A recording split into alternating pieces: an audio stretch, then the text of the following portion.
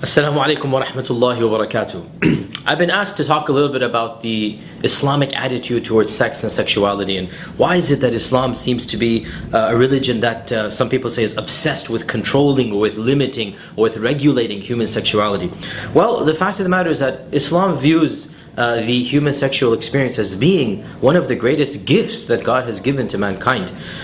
In medieval Christianity, some Christian theologians have actually considered sex to be something that is disgusting, that is a mortal sin that should only be engaged in for the base purpose of procreation of human species. The fact of the matter is that Islam never had that attitude. It's actually a very healthy part of being a human being. It's a very normal part of being a human being. We wouldn't be humans if we didn't engage in intimacy and intercourse.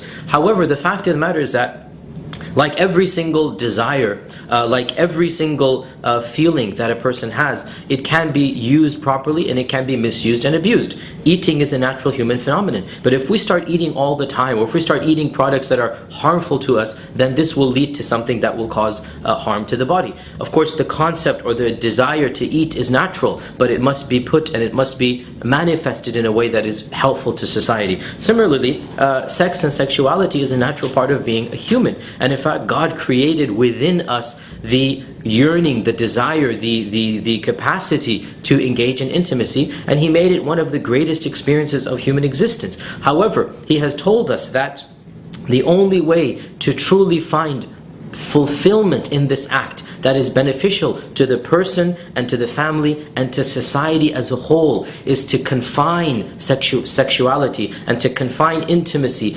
within the bounds of marriage. And therefore, Islam encourages healthy sexuality within marriage, and our Prophet Muhammad, peace be upon him, told us to get married. And he said that I strongly encourage all of you who are young to get married because He doesn't want us to try to fulfill these desires outside the bonds of marriage. And the fact is that God tells us, in fact, it is an act of charity. In other words, we get rewarded according to our religion. We get rewarded for being romantic. We get rewarded by God for being intimate with our spouses. However, if we engage in sexuality, if we engage in intimacy outside the bonds of marriage, this is harmful to the self, it's harmful to the family, and it's harmful to society. And we firmly believe, therefore, that as believers and as pious and righteous individuals, we should not be playing around with this. We should not be engaging in casual or loose intercourse, that this goes against the natural way that God has created us. The purpose of a marriage,